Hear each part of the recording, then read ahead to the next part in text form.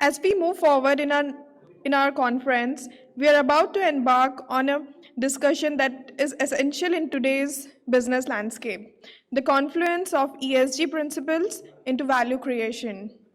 We welcome CS Manish Gupta, immediate past president of ICSI.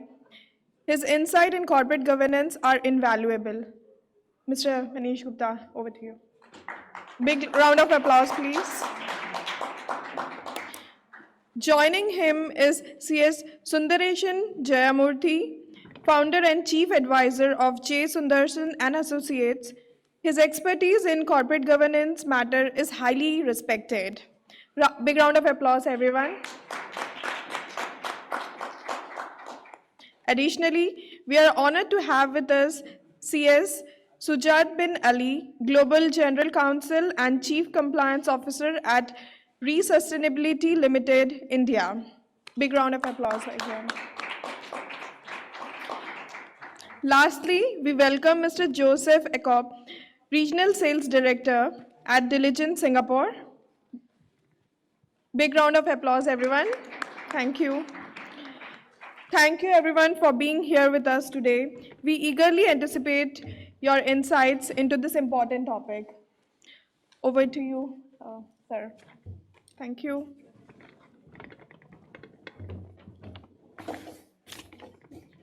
Thank you. At the outset, I welcome you all to the 7th session of 2 days conference. This particular session is based on confluence of ESG principles into value creation. Let me start with a small quote. The one who plants tree, knowing that he will never sit in their shade or enjoy the fruits, still he plants. Has started to understand the meaning of life. That individual has started to understand the meaning of life and the values to be created for the society, for the environment, for the nation. So with that thought, let us begin the 7th session. Friends, gone are the days when the businesses were run on the ancient principles, wherein the business houses were big, rich was more richer. They have those trust, values, and the confidence of the stakeholders because they were rich. At the same time, those businesses were family-oriented, majorly done by the joint families, and everybody was involved in the same business structure.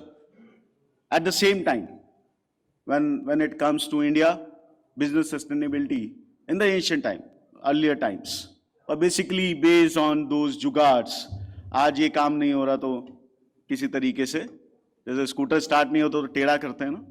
So that manner, we always have those जुगाड़ principles in the businesses in the earlier times. Now the time has totally changed, and the businesses are grown based on principles. Businesses are grown based on professionalism, and everybody is looking for those sustainability, which is much wider in terms of business, which is purely being done for the purpose of value creation. Now today the value is being created through those sustainability standards, and the trends has been changed. At the same time, regulators are also looking for those changes.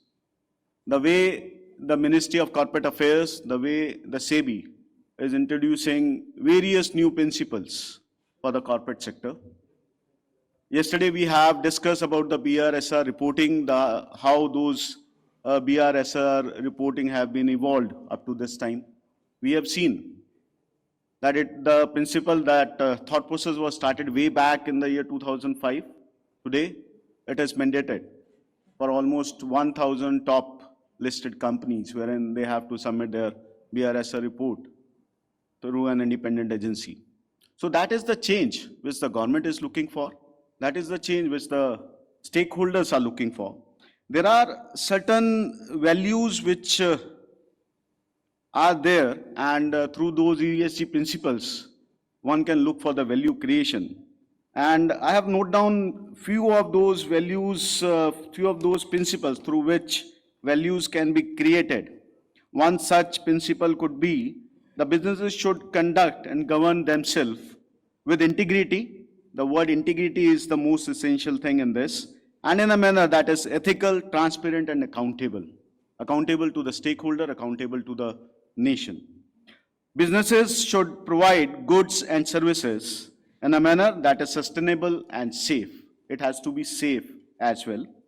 Businesses should respect and promote the well-being of all employees, including those in their value chain. It has to value even a single employee who is there in the last level of the hierarchy. Businesses should respect and interest of and be responsible to all its stakeholders.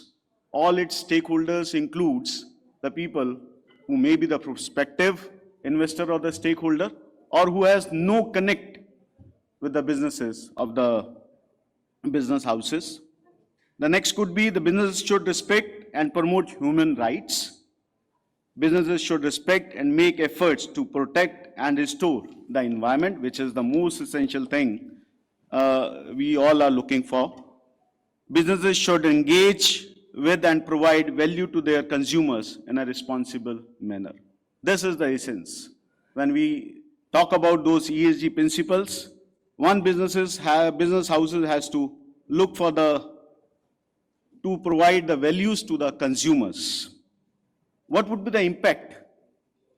When we talk about the values to be created through ESG, there has to be some impact assessment which is required to be done.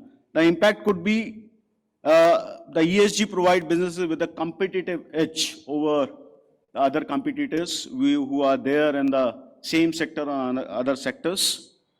ESG considers help businesses identify and mitigate risk which are associated with the environment, social, and governance factors. It increases the stakeholders' trust and confidence in the leadership, in the higher management, in the businesses being run by the business houses. It prioritizes sustainability and responsible practices, which are more likely to attract capital and secure funding for the business houses. It will also help to innovate and develop more sustainable and efficient processes. And at the same time, when those things are already there and established in the corporate houses, that also attract a good talent, good human resource, wherein the youngsters today are very innovative. They are looking for the good houses, good corporate houses where those principles are already established. And those, I am very much sure, can create values in the days to come. That is all for my opening remark. And in this particular session, we have three learned speakers who are the expert in their own fields. Let me welcome Sundareshan Jayamurthy. He is a practicing company secretary from India and primarily working in the field of ESG compliances and impact assessment. I must say, I know him for last 2-3 years, and I came to know that he is one of the leading company secretary in the field of ESG compliance when it comes to ESG compliances and impact assessment. We also have with us Sujat bin Ali. He is working with re-sustainability from the corporate side of listed company in India. And we also have Joseph. He is from Diligent, Singapore. So we welcome all the panelists, and we will have a 5 to 7 minute open remarks from all the panelists who are sitting here. Then we'll be having open house, and if time permits, we'll go for the questions from the audience as well. So let us start, and would request Sundareshan sir to kindly come and start with his initial remarks.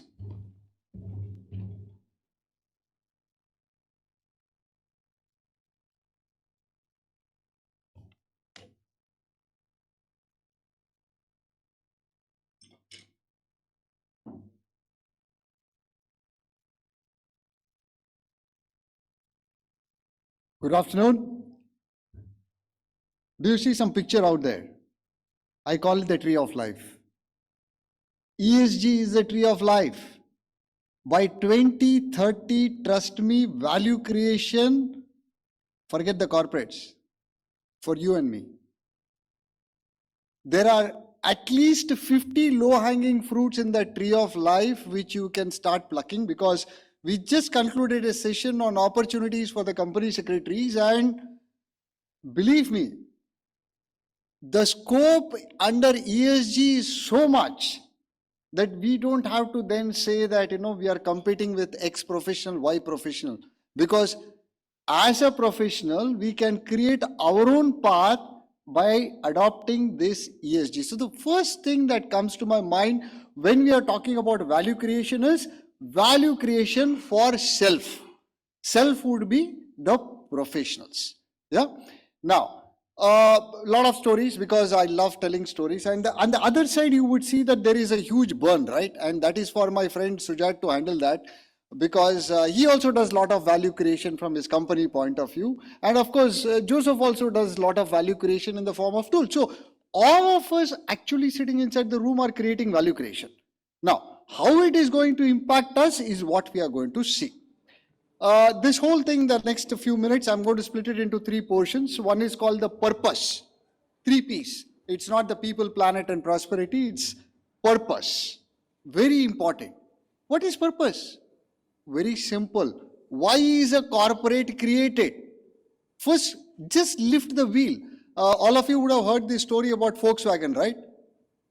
A very small company which tried to cheat the public through emission. Look at ESG. How, if at all you heard WorldCom and Enron to be stories of corporate governance, the story that should hit you very hard from an ESG point of view is Volkswagen, 2015. Here is a company which came up, fudged the emission related issues. That is the E parameter. Then there was only one person in the entire company who lost the job, Oliver. 40 years of imprisonment. Social parameter. Governance. You talk about single tier, 2 tier. What is the use? This is one company which had a 2-tier system of board. Everybody failed, right? So this whole thing pertaining to ESG comes from a very big picture. And for you to remember, the first story is Volkswagen. Today morning, there was discussion on artificial intelligence. Have you heard this company ChatGPT? That's not it. It's actually OpenAI. Heard it?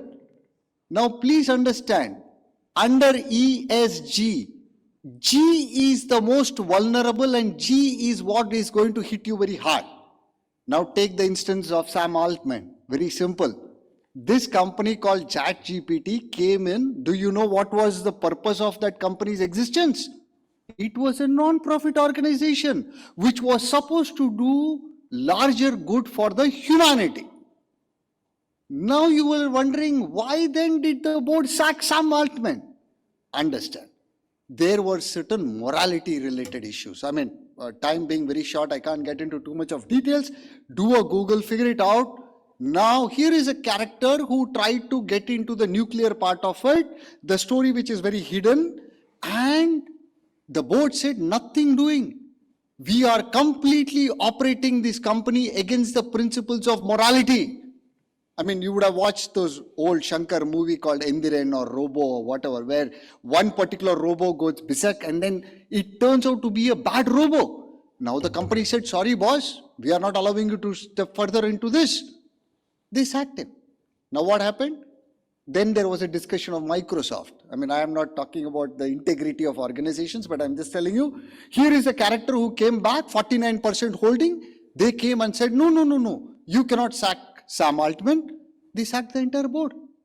Governance. So understand, friends, these are all stories pertaining to ESG which are very high and strong in the recent times. One more story, then I'll move on, which is our own Indian company, ITC. It's a small company in India which just does about 52,000 crores of turnover. It manufactures biscuit. No, sorry, it also manufactures biscuits, okay? There is a brand called Sunfeast. Now look at this beautiful story, how it is panning out from a purpose of existence. This case is a published case, you can Google and figure out, Dilli Babu versus ITC. Now the story goes like this Dilli Babu goes along with 3 friends and then they buy a biscuit packet. Now this packet says 16 biscuits inside. Simple, huh? ESG, 16 biscuits. Now Dilli Babu opens the packet and is shocked to find 15 biscuits. So he's very upset. Ego has got hurt because the other 3 friends are getting 4 biscuits and he's getting only 3 biscuits. No, I mean, that's on a very light part.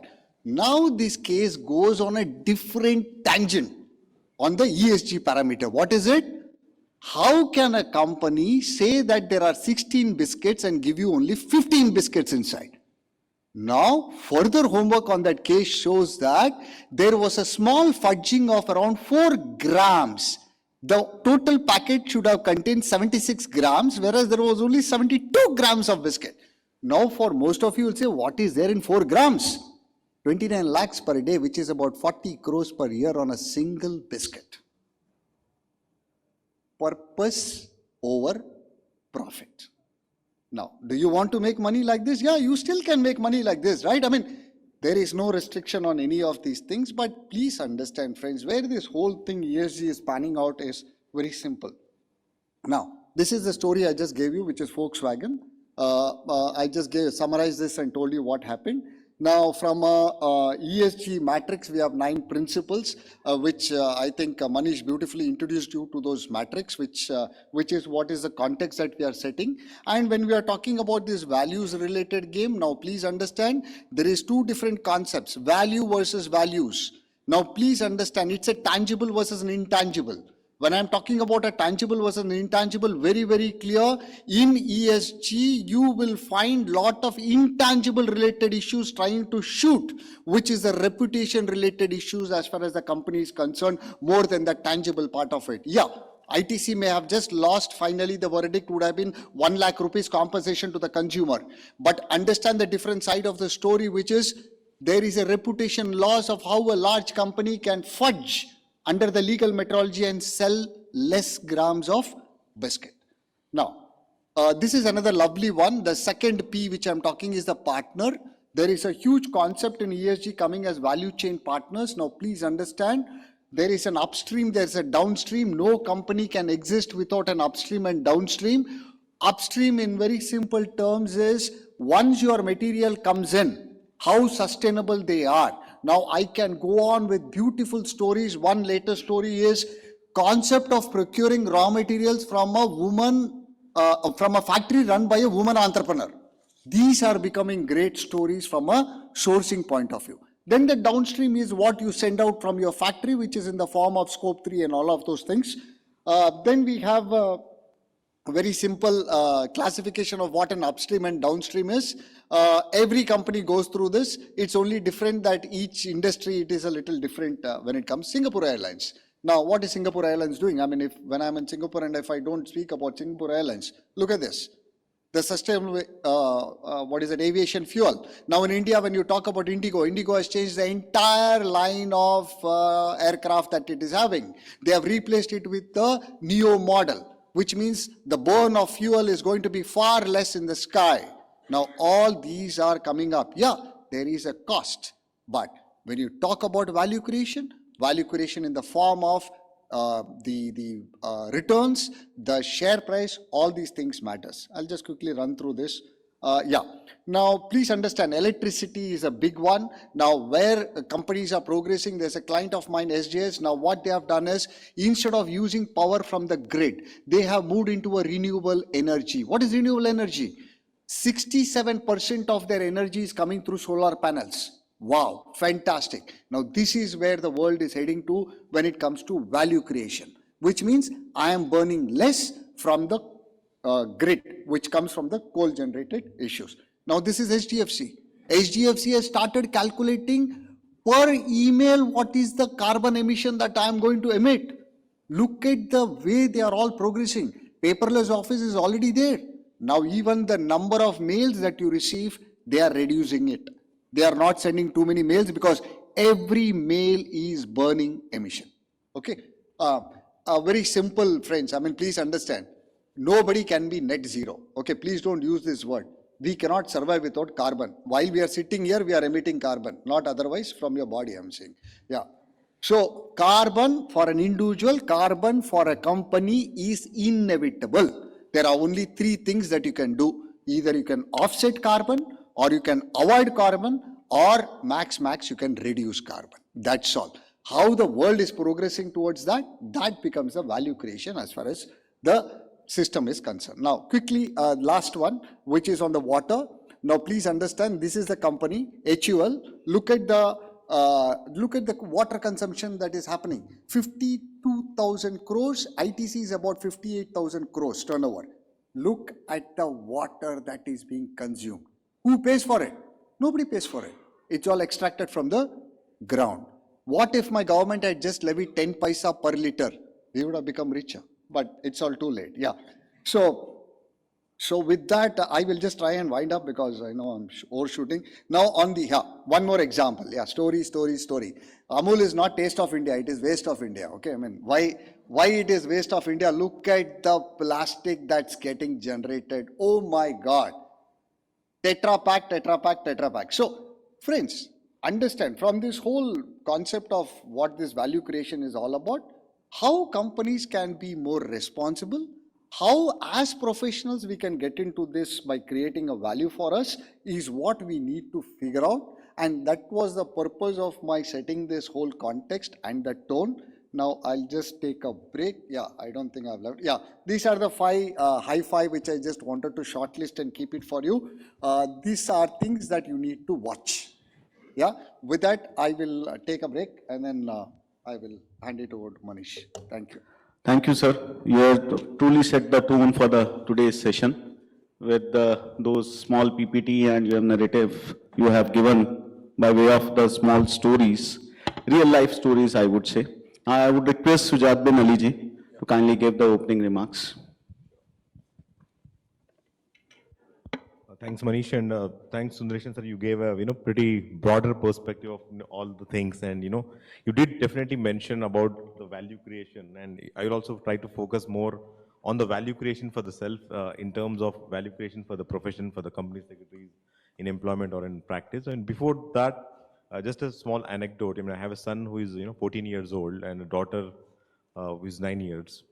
And the kind of a conversations I have, I just want to share. I mean, he's a big auto enthusiast, and his research is all around electric vehicles and all. And whoever comes to my house, he keeps asking which car you use, and when are you shifting to the electric vehicles and all. That's the kind of a conversation, and of course he's pushing me as well. I mean, that's the kind of a culture which we are seeing in the current generation. And my daughter, she always try to focus us around energy consumption in the house, right? And he created an energy consumption meter, who is doing how and all, and constantly push us to work on some smart, efficient equipment, right? And of course, my wife, the CEO of the house. I mean, we all know. I mean, they are the ones who are more focused about the responsible consumption of anything, right? And whether it is waste management, whether it is consumption and all. And when we talk about these anecdotes, I mean, we're all talking about sustainability, at a house level. And the reason why I mention these anecdotes are while we have all these larger conversations around how we can impact the companies, how we can impact the professions, I think at individual level, we all can play a greater role in these aspects of sustainability. And I think we should not forget that, and we should ask ourselves as to how we are, focusing on our own, consumption practices, our own sustainability, energy consumption, and all these parameters, including the social aspects when we talk about how are you treating the contractors and all. At individual level, the same responsibility goes, and that's just one takeaway which I want to give to all, because how we are, behaving is equally important. That's point number one. Second, with respect to the, the company which I am part of, it is Sustainability Limited. It's one of the largest environmental services and waste management company. The reason I mention is just for you to be aware that India 60% waste comes to us. I mean, whether it is industrial waste, biomedical waste, hazardous waste, paper, plastic, electronics, pretty much all of this. So there's no such thing called as waste. Everything is a waste to worth. So what we do, we can actually generate electricity out of the municipal waste. We can generate gas out of the municipal waste. We can generate compost out of the waste, and it can go back to the value chain. Similarly, we can actually generate precious metals from the electronic waste, phones and all that stuff. India has one such refinery which can generate the waste. More so, the construction and demolition waste can again come back to the value chain, by virtue of tiles and aggregates and so on and so forth. So whether it is paper, plastic, rubber, there's an end of life vehicle policy which is going to come in India, which means a lot of vehicles now will go back to the scrapping facility, and that will again come back to the value chain, as a refurbished material, or glass, rubber, and all that stuff. So any companies which is not thinking in this direction under the environmental parameter. When you talk about E, it is all about emissions, consumption of natural resources, consumption of the energy. How do you treat effluents, and how are we working about the whole value manufacturing system so that the burden on the environment is less. I think that is an important aspect, and a lot of reporting what you see is all about very specifics around these things. So while the countries have the legislations, I think the enforcement will definitely be more. So again, every company has an opportunity to look into those practices. I think governance we all know, right? The S and the E part is something which needs a lot of focus and impetus in next few years. So I just have few thoughts, Manish, very specific on the role of a company secretary, if I can share that, because that will come in the flow. See, I strongly believe, as a company secretaries, as a governance, legal, compliance professionals, I think we are at a cusp wherein we have a great opportunity to seize this moment, to be an evangelist, to be a cultural ambassador, to be an integrator, and to be a leader. Because in the organizations today, what you see, I mean, you don't have an ESG department as such. I mean, it's all siloed. I mean, some part is in HR, some part in legal, some part in compliance, some part in, safety and all. Right now, what I see as I keep interacting with several people, I mean, you don't have one particular integrator, one particular champion, one particular leader who can actually bring all these things together and demonstrate leadership in the company. And that's all about raising hand and say, hey, I will do it. And BRSR or sustainability reporting is one such opportunity, one such headway where you can get into that particular thing. But it's not only about the reporting. When we talk about ESG, it's all about the program implementation. It starts from where the company is today, what is the as is situation, and where the company wants to go in 5 years or 10 years down the line. So it's all about ESG strategy. So again, it's up to the company secretary, or again, I'll use professionals, governance, legal, compliance professionals, to see whether they want to involve in from the strategy itself, right? So the areas are pretty huge. Again, even for the practicing members as well, because there are a lot of smaller companies, which are there, which needs this support largely because of the MSME. As the sir mentioned about the upstream, downstream, so European regulations, or for that matter, even BRSR, in next 2 to 3 years, the focus would also be on the value chain. It means that the suppliers, the vendors who are working with all these large companies, they also have supposed to be ESG compliant, in the sense that they will need to have so many policies. I mean, they need to have a bribery policy, they need to have a human rights policy. So many of the aspects are there, and they need a lot of support. So these are specific areas which I would mention to you for your consideration as an opportunities for whether people in employment or in practice. One, of course, ESG reporting, I think Ranjit also has covered. I think reporting under the BRSR, or in some cases where the geographies are more, the reporting can be under, European regulations, or it could be under different companies, different countries have a different reporting format. So the reporting itself is one major area. Compliance, again, as part of a compliance management system, how the ESG compliances are required and whether it is complied or not, that is one specific area. Apart from the commercial diligence on M&A, now I am seeing a trend of specific ESG diligence, like tax diligence, like finance diligence, commercial diligence. A lot of private equity, venture capital, and all of these guys, they are specifically looking for a ESG diligence because they want to identify some issues, and again, it will have a straight impact for the value of the valuation of the company. So ESG diligence is one aspect. As part of enterprise risk management, what are the specific ESG risk of that particular company and how those mitigations can happen? Again, this is again an area which can be offered. Assurance, I think it will come in next 2 to 3 years. Again, that is an area which you can start thinking, where you can't give an advisory services. Assurance is something which we can start, gearing up.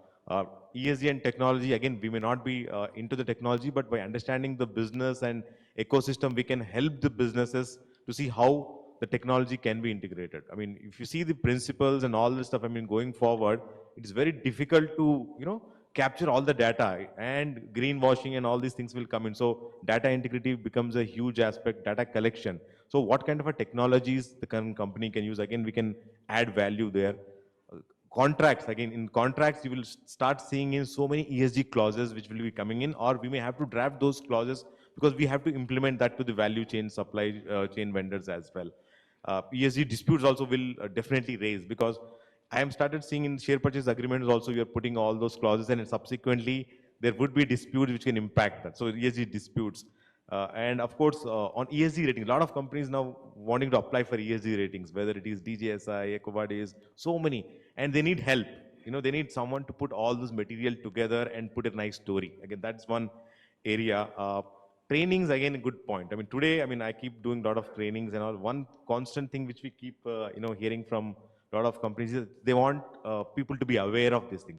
So again, training as a concept, we can offer, training services to the companies. That's one area. And of course, the whole governance model. Again, while we talk about governance, ESG needs a proper governance, whether it is a committee, whether it is a council, how exactly the company would work. Up topward and upwards. Again, a whole governance framework can be provided. And the bigger impact is the MSMEs will have a lot of impact. And the MSMEs and SMEs cannot afford a large consultants, right? They need some quick solutions. They need some economical solutions. I think those MSMEs can be a good clients for us, wherein we can offer them all these aspects, whatever I just talked about. It could be as simple as drafting ESG policies. I've seen some situations wherein some company says, hey, I'm bidding for this company project, but they are asking me anti-bribery policy. They're asking me safety policy. They're asking me so many questions, and I'm not able to fill this up, right? And they're very good in the business what they are in. So again, so MSMEs, SMEs could be a big segment for us to provide services. So I think these are some of the things, and I strongly believe that we have a great opportunity to seize that moment. But at the same time, I think what is important is the capacity building. When you're talking about all these concepts, we need to be aware of what is E, what is SG, of course we know, and what are various global reporting frameworks, what is GRI, what is TCFD, what is CDP, right? I think we all need to invest in ourselves to build those capacities. And by virtue of the great knowledge what we already have, the experience what we have on the governance side, I think we can be a great value addition for the company, for the clients, and also create value for ourselves. That's the thoughts which I had. Thank you. Thank you, Sujat. Thanks for highlighting the role and the opportunities which are available for the company secretaries, and you have very rightly pointed out that today's generation is altogether different. They are more focused and more looking for the innovations nowadays, and which we treat as waste and scrap. Their company, his company is treating those waste as a raw material and recreating those values out of it. Thank you very much for your opening remarks. Now, let's hear from Joseph about the diligence and how it is creating values in terms of ESG. Over to you, Joseph. Thank you, Manish. My name is Joseph. It's a pleasure to be with this gentleman. Personal sharing, right? So I also have two kids, 10-year-old and 8-year-old. I'm based in Singapore, by the way. I'm locally from Philippines, if you can hear the tone, right? Yeah, so I can see a lot of smiles, right? So okay, so been here for not so long ago. I believe it's about 2 years, right? And I got interested with the plenary before this, where there were questions about CS moving or planning to, right? I believe it was I wouldn't call it intense, but really interesting topic. I kind of relate to that, right? Because again, myself was moved here from my local country. And I find the experience eye-opener, I would say, to leeway with that. Now, Diligent is where my company, I joined the company back in 2 years, right? We are a technology provider. I'm not sure if anyone heard about Diligent. I think from the panel they've heard from before. We are a 30-year-old company of governance technology. So I will be sad if you don't know or heard about Diligent, because we operate in the same realm and domain. But we started with board governance. No? So we provide tools to provide the structure and compliance in board governance. And then decades after that, we grew into the largest governance, risk, and compliance technology provider. So maybe we can, I can share you a bit more when we had this Q&A later on. But I think my piece for ESG is that I personally focus on sustainability for ASEAN markets. And from what I see is that if you approach it top-bottom, board knowledge of ESG is not yet there. I can see that from my conversations with directors, and that's my like daily bread, if I call it, because that's our nature of the business now. And Diligent being having 1 million subscribers globally, 700,000 of that are board members. We conduct yearly director surveys to gauge outlook for 2024, what are the factors negatively impacted their business, positively impacted their business previous year, and things like that. I can tell you that from, I mean, we can share, it's publicly available, the results of the surveys, but it shows, number one, the director knowledge is not there. In general, so I'm not talking about all of them, but in general, primarily mid-market to small business. Listed companies and big enterprises would have the knowledge because they have funds to actually gain knowledge. And so that's one factor that's stopping mid-market and smaller companies to actually gain knowledge in ESG. And if the board stewards the company doesn't have the right knowledge of this topic, what can we expect from the team that advises it, which is corporate secretary? That's the next level that we hope you have the knowledge. And honestly, I've also been talking to corporate secretaries on my, on the daily basis. The knowledge is also quite the same. It's leaning towards compliance. The expertise is in compliance from corporate secretaries. I'm not talking about particular region, but I operate in Asia Pacific, so mostly that. But we can see the gap as well. Questions, simple questions like, what do you recommend of standards that we use or based from our sustainability reporting?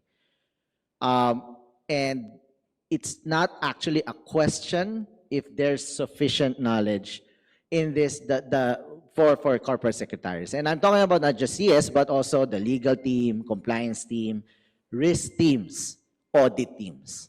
We can see a lot of gaps from the knowledge of what is really ESG. And is it just environmental? Does that include secondary social only?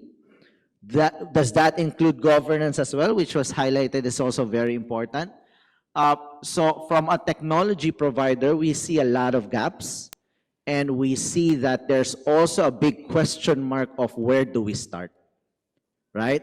And I can tell you there are available tools to help you quick start your knowledge and adopting it into your processes. And from what I see, the challenge is that it's not, the people or the organizations are not really starting it seriously.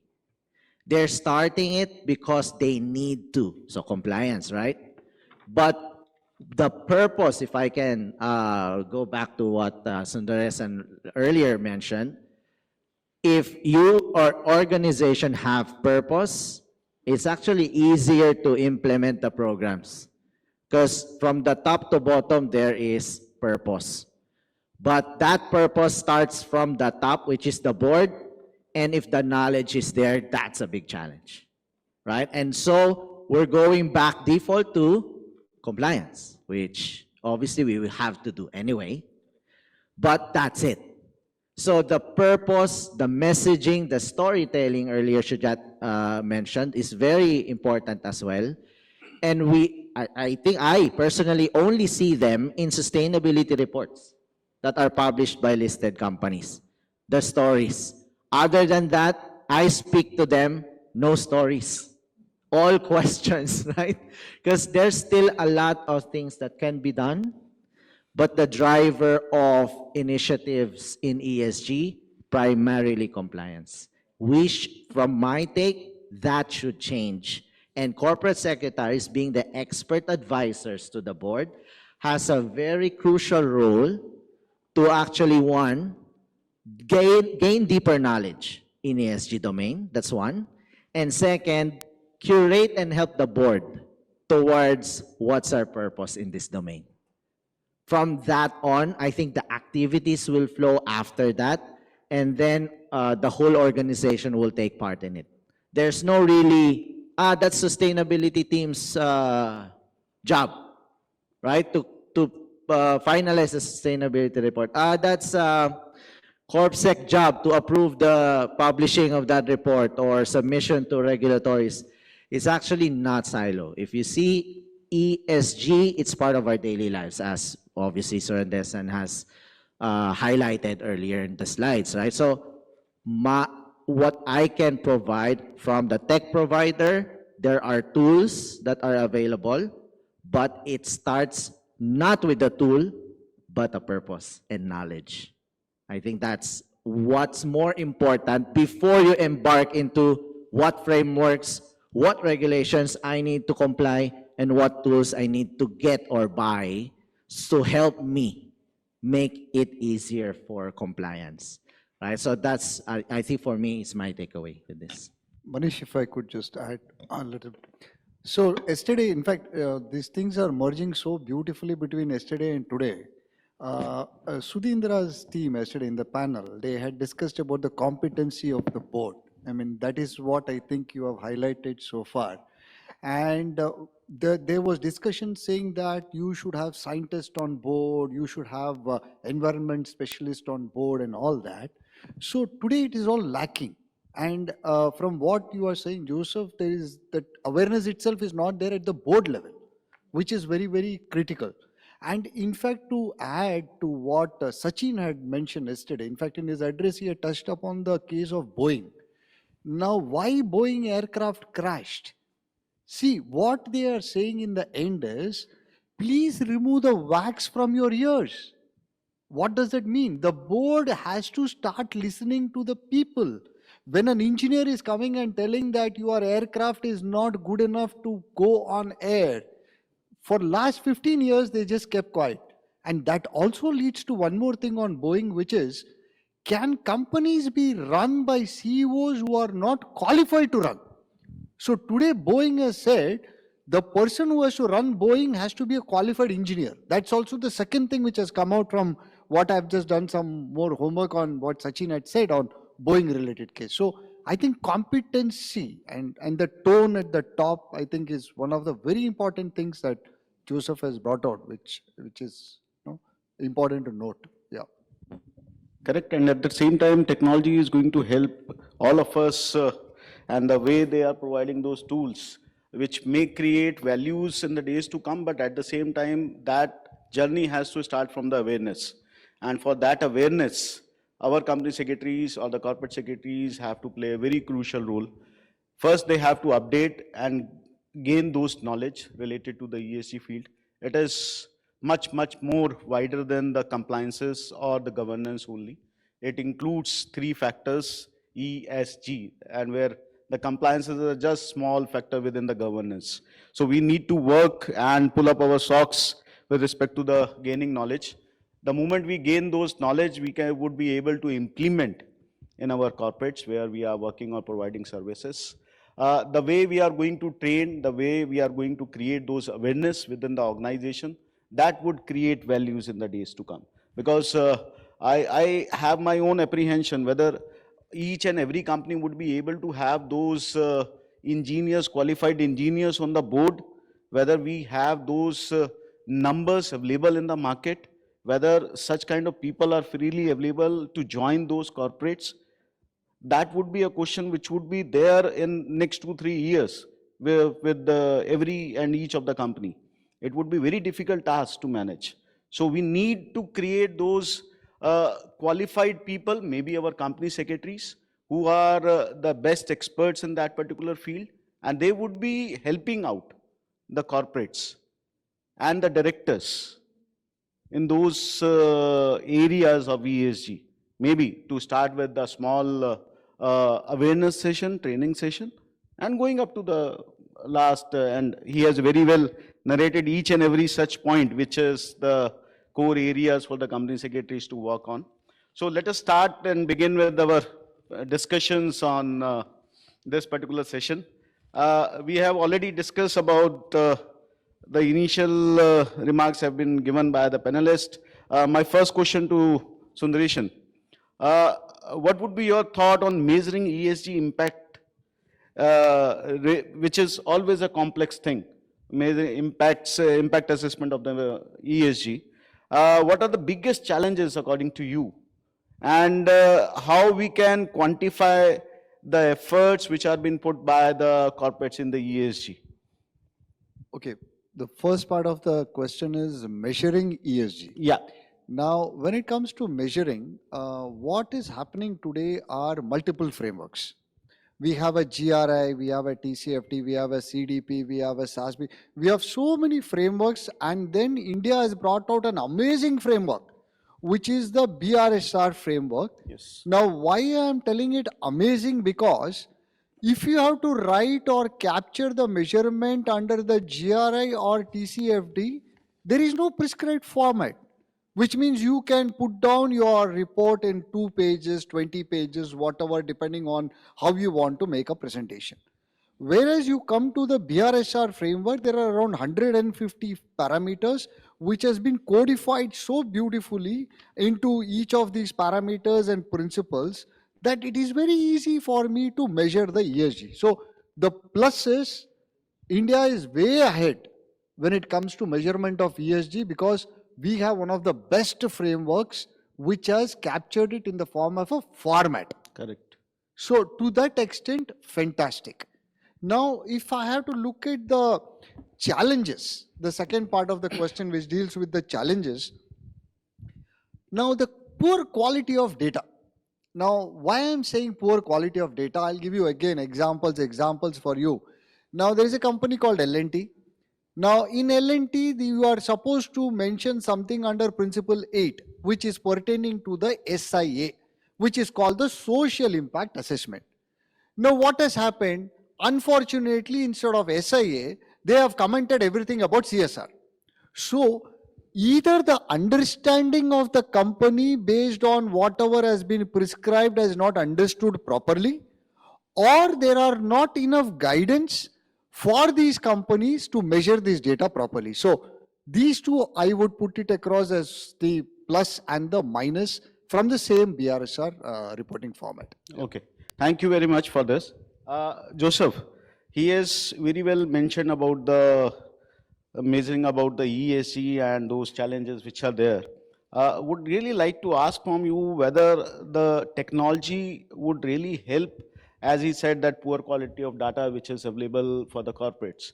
How your tools, technology would help in the corporates in the days to come in measuring those ESG standards, whether there would be any tools whether which are available right now, or you are in the process of providing it in the at a later stage down the line? Right. So I think the important piece of communicating ESG metrics and measurements, as Sundaresan highlighted, is the quality of data, right? I would add, on top of that, I would add that it's really for CS, clarity of communication to the board, actually, right? I've seen, so I've kind of like been invited to like some committee meetings and boards, right? There's a lot of rejection when it comes to ESG ask, whether it be budget, transformation, or what have you. Even a simple getting a consultant, there are a lot of rejections because the clarity of the purpose is not there. Again, going back to the purpose of, right? So If the organization doesn't have an ESG or a purpose related towards sustainability, what projects are we asking them and why? So the why now becomes a big question mark because the organization doesn't have purpose. That's how important that is in the board. But to the point of technology, there are even free tools out there. But the important part that I think that we're not seeing is the auditability of the data, right? So we can see, I can say, right, 3 out of 5 that I talk to companies calculate carbon footprint in Excel files, which is great. I mean, that if that works, fine. But the question there becomes, who audited it? The credibility of that data.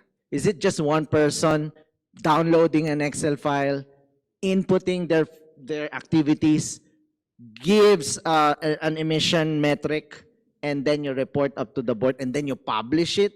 So for us, we educate these companies and say, hey, there's risk behind it. So at least get someone to look at it and verify. That's one. Or get some tools that can immediately verify that from internal stakeholders, also with external stakeholders. So that's what kind of us Diligent do, right, as a tech provider. So we just don't provide tools to calculate the emission and give the measurements.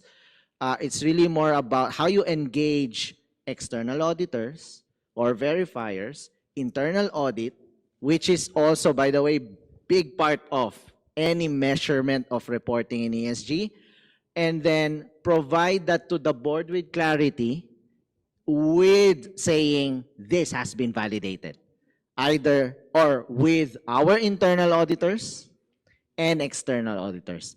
That will make the data, regardless of the tool you use, will be relevant. And again, there must be a story behind it as well, right? You don't want to calculate scope 3 investments, for example, of your company by just calculating it. There must be a reason why you would want to calculate or compute for the scope 3 activities, right? Because right now we can see a lot of them just do scope 1 and 2. And I think with the US SEC, for example, eliminating scope 3 in the requirement for a listed company actually didn't help, but they have reasons for that. But it's actually up to us. And if we are saying scope 3 and you don't know that, what are those activities? That also goes back to awareness and knowledge. So, for us, right, we don't advise really, get this software, get this tool, or you must have this, or must have this in process. It's really about, again, two things, no? Purpose of the company, embarking in seriousness of ESG, and then the knowledge. Because CS, in particular, can advise what activities based from the direction and strategy of the company. So before going into tools, I think that's more important. But again, the data part is really auditability, right? You compute for a footprint, but ask someone outside of your team to verify it. And that brings the credibility to the data when you report it upwards. Thank you very much. You very rightly pointed out that the corporate has to involve each and everyone, internal as well as the outside experts and the auditors. There is always a risk factor there in the companies when they neglect those ESG consideration. What, according to you, Sujat, what would be the impact of neglecting those ESG considerations and how it is going to impact the value creation? Yeah, I think firstly, there's a lot of conversation, debate has already happened. I mean, if you see the pushes coming from the global, whether it is UN, whether it is WEF, whether it is COP, all of those aspects are being, talked about. Countries are making those commitments, as we all know, and a lot of organizations are, making those specific, commitments. And as part of the value chain, we have to, work on those aspects. I think that is one, the global geopolitical aspect. But at the same time, I think, from a financial institutions, from a private equity, venture capital, attraction of, capital aspect as well, we can't ignore. And as we just talked about the current generation, the thought process, when we want to attract the human capital, I think they're more aware of all these aspects. I mean, they don't want a company which is possibly, impacting or, neglecting some of the social and environmental considerations. Not only that, if you talk about the consumers aspect, I mean, because any organization, they definitely want a consumers, right? If you see the current, context of the consumers, I mean, if you're talking about, hey, we have a sustainable product or sustainable service, it is getting, more value. So I don't think so from these aspects, and also from a regulatory aspect, whether it is BRS or any of these aspects. So there is a lot of push and pull factors which are there.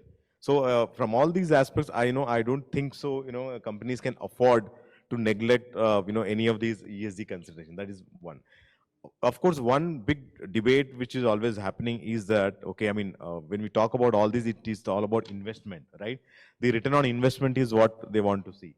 How the value can be created. This one big debate in US is also is happening. If you see, there is a lot of anti-ESG, philosophies are going. But to answer that, I think if we study the companies, which has been a good, companies, ethical companies who have been focusing on some of these ESG parameters or producing sustainable products and all, and see how they are increasing their revenue, how their valuations is increased, how their share prices are moving, how their, consumer base has been increasing. I think that becomes an important element. And of course, there are a lot of examples. If you see, whether it is Tesla, whether it is, Hindustan Lever Limited, they come up with so many products. And eventually, if they can demonstrate that, doing right thing, is ultimately good, for the company. If we are thinking about all the stakeholders, naturally the company would grow. I think that would answer a lot of question in terms of the value creation. And for that, I think this measuring is definitely important, whether it is, cost reduction as well. I mean, as slowly as you, work on energy efficiency, the cost also will reduce. Correct. Right?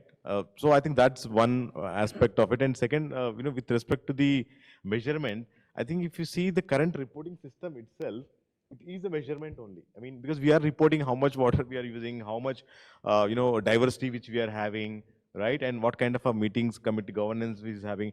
In the next year, the same report is being given, and it clearly, gives us a benchmark or a baseline as to how the things are moving. I mean, that's again a clear, parameter of the metrics which are moving. And some organizations have gone ahead and what they are doing is they are having a large discussion like this, working with all the functions and saying, oh, this is the as is.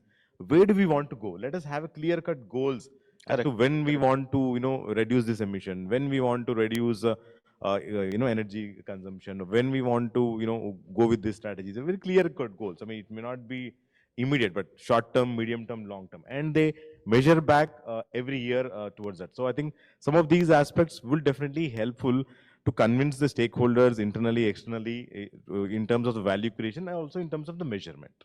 In a nutshell, it would be very difficult to avoid the ESG considerations for the corporates, and they would not be able to. One, if they want to grow, if they want to be sustainable, they need to have those ESG considerations and ESG practices within the organizations. And that's the reason, most of them now, the buzzword is, don't talk about it as an isolation. When you are deciding your strategy, how do you want to do business? Correct. Integrate these thought process in the strategy itself. So I've already got the slip, so we'll have last two questions. You have touched base upon the MSME, and yes, just a moment. For the value creation of MSME, so how those things can be done for the small scale industries or the medium scale industries? How relevant and important is for the MSMEs, ESG considerations? I think the involvement of MSME mid-market, right, is huge. If you look at a quick Google search, right, the required companies to comply and disclose are the listed companies, essentially, right? And that represents what? 10% maybe, the highest of all organizations. So we're talking about 80, 90% of organizations that are not yet complying, or at least They don't have to. So the importance of MSME's involvement in launching activities to become a sustainable company is twofold. Financial side, obviously, because that's what they have to prioritize, right? They have to still navigate the challenges of financial side, right? To become bigger, to grow as a business. But the second part of that is the non-financial, which is more towards incorporating and integrating ESG as a mindset to all that they do in the process. Adopting sustainable products and raw materials is one. Become paperless is another one, right? As a small company, normally I just consume papers for invoicing and things like that. And I don't really provide such footprint because I'm a small company. No, 80 to 90% are MSMEs. So if you if you calculate for that, then the footprint is really huge. So I guess those simple activities that I mentioned is crucial for to help obviously the nature. But at the same time, they become aware that when they become bigger and eventually become public company, it's easier for them to really provide the process, lay out the structure for compliance. And I think that's what we are seeing in the market right now. Thank you, thank you. One needs to be like innovative in the thought process and implement those innovative ideas, particularly when you are very small or the medium-sized company. That will surely help in creating those values. My last question to Sundareshan. He has already touched base upon the role of the company secretaries and the opportunities which are available for the company secretary who is working in the company. Any particular advices or thing you would like to highlight for the practicing company secretaries? Because nowadays practicing company secretaries are also being engaged by the corporates for framing those policies and for the implementation of the ESG process in the corporates. Any advices you would like to give to the practicing company secretary, because you are himself a practicing company secretary, the way they need to carry themselves? Yeah, no, I mean, if I start talking, there's no end to it, because if you come and speak to me privately, I'll tell you how much of money I made out of it. I can't make it an open statement.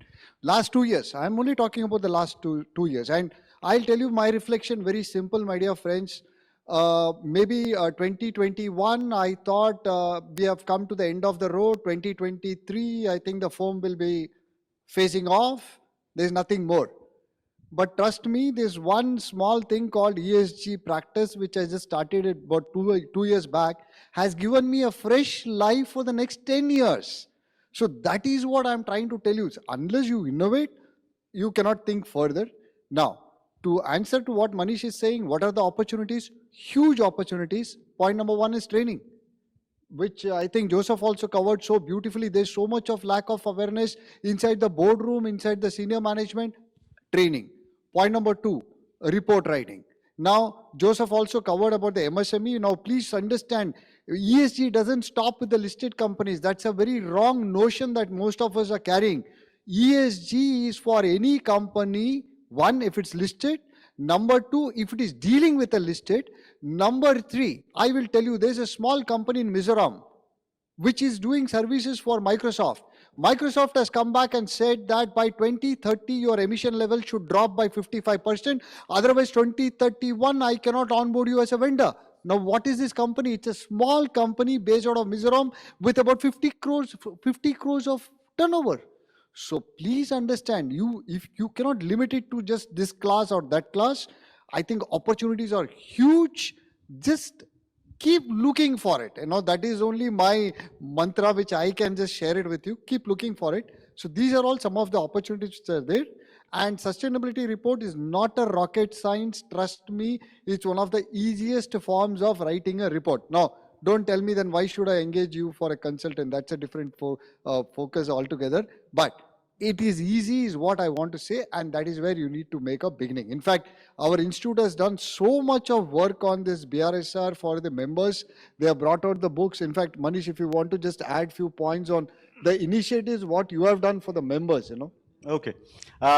He has very rightly pointed out that ESG is not for the only for the listed company. It is for every organization, be it small, be it large, be it medium, and imbibing the same principles. Your institute, ICSI, has also followed some of the principles of the ESG. Let me share a few of them. Uh, all our own buildings at India, all our old buildings are solar enabled. All our buildings have the solar panel installed, already installed in it. We have stopped giving flower bouquets to the panelists or the faculties or the speakers.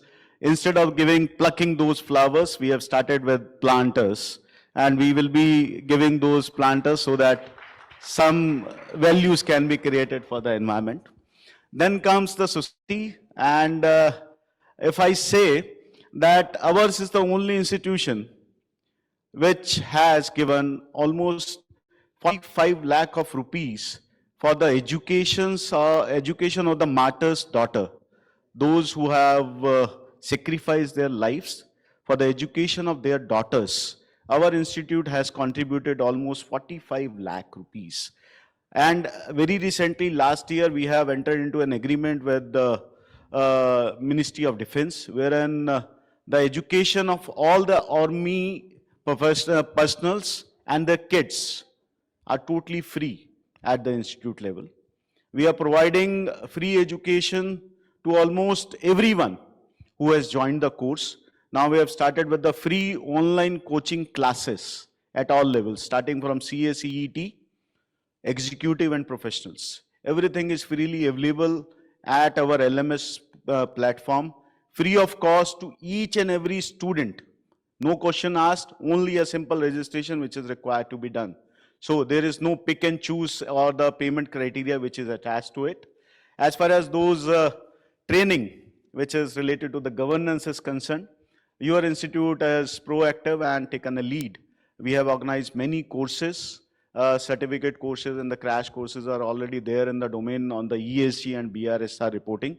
At the same time, we are starting up with the ESG conclaves very soon. The entire month would be dedicated to the ESG, and all the chapters, all the regional offices, CCGRTs would be organizing those ESG conclaves in the month of June, which I had a discussion with the president, and he had assured that in the month of June we will be celebrating the ESG conclave everywhere. Now, we are the very first institution, let me also share this, that who has captured ESG as one of the important topic, not only the important topic, but as the mandatory subject in the professional course. Last year we have revised the curriculum, and ESG is one of the mandatory subject which is to be there studied by each and every student of ICSI, because we are not at all looking for today's scenario. We are looking for 2-3 years ahead when that student would be out and available in the market to provide the services as company secretary. With that prospect, we have captured the ESG in our curriculum. So that are few of the initiatives apart from the books and the releases which are already there in the public domain. And there are 2-3 books which are already released by ICSI. Those books are available on Amazon and ICSI e-card. If anyone is interested to have those books, those can be, you can go on the website. Amazon is also there. Amazon, all books are available on the Amazon. You can have one for yourself for sure. So we can take 1 or 2 questions from the public. I know we are running one question, Preeti, if you allow. Okay, she has allowed only one question. Anyone? She'll say, do I have a choice? Anyone? Yes, ma'am. To whom you are? Hello, everyone. So I'm not an ICSI member. I'm a member of CGI Singapore. So, So the entire thing is for the stakeholders, so you are one of our stakeholder. Please go ahead. My question is mostly to Joseph, but I would prefer if, if any of you would be keen to highlight on, like when we speak of ESG, at least I can speak from the Singapore point of view. We only see ESG in the sustainability reports of listed companies. But when it comes to, MSMEs, the small scale companies, and I personally feel that, um, providing tools and educating your board of directors, your company secretaries is still not doing the job. Like, the listed companies do it here because they are pushed by the listing rules. But I don't see a push for, the other companies, especially the small scale companies. So do you think just providing tools is enough, or just educating is enough? Is it not required to be, included in the legislation? The last 5-6 years in Singapore have mostly focused on money laundering, because um, we are struggling really badly with money laundering laws. Like, we had the biggest money laundering scheme that was, like, the fraud that was discovered last year. And international bodies have also come and said that the regulations in Singapore are still lax. So the regulators are pushing towards money laundering, but I personally do not see a push towards ESG. So do you think that until and unless it comes from the regulator, nobody is going to actively pursue it? There are very few companies that actually really work on MSMEs, really work on the ESGs in at least Asia Pacific, in jurisdictions Ma'am, of Singapore or there are Malaysia. two types of pressure you will get. One is regulatory pressure. Regulatory pressure is very, very simple. You are a listed company, you have to go ahead and comply. There is something called a commercial or a business pressure. What is that pressure? Very simple. If you are a company based out of Singapore and you are going to deal with a company based out of Europe, when I say Europe, it's split into two parts. I'm talking about the Scandinavian side, not the other side. Now, if at all you're going to deal with them, then it is a very clear mandate that unless you have a sustainability report, we will not even onboard you as a vendor. So you're lost out on the race. So either you fall, you fall in line with that or you don't. So it's not only the regulatory. Regulatory is just one part of the story. There are a lot of other stories which are coming in. The second one is on the commercial and business pressure. So these are the two types of applicability that I can think of immediately. Yeah. Thank you. With this, Can I answer in 10 Yeah, yeah, please, seconds, please, right? please. Two things. One, it's coming regulation 2026 in Singapore, SGX. All right, that's one. Second is that get funding, right? Investors now asking for what's your ESG posture. And as an MSME and mid-market, you have to have something. Correct. And that two things are what will drive the lower tier to actually be ESG conscious. With this, we come to an end of the wonderful session, and we all had discussed about the ESG principles and how we can create values by adopting those ESG principles in our organization. I would like to thank each of the panelists for sparing their valuable time and sharing their rich thoughts with the participants who are present in this hall as well as who have joined virtually. Now I would request the moderator to kindly give I the hope formal everyone had a wonderful and insightful session with our esteemed speaker today. They have certainly provided us with valuable knowledge and expertise in their fields and importance of ESG in corporate culture. Now it's time for us to express our gratitude and appreciation to these distinguished individuals for their contribution. As a token of our esteem and appreciation, we would like to present them with a memento. These mementos not only symbolizes our gratitude, but also serve as a reminder of the impact they have made among us today. I would like to invite Priya and Hemiksha, member of ICSI Singapore Overseas Center, to join me on a stage as we honor and thank CS Sundareshan, CS Sujat, and Mr. Joseph for their outstanding knowledge sharing. Big round of applause, everyone. Thank you.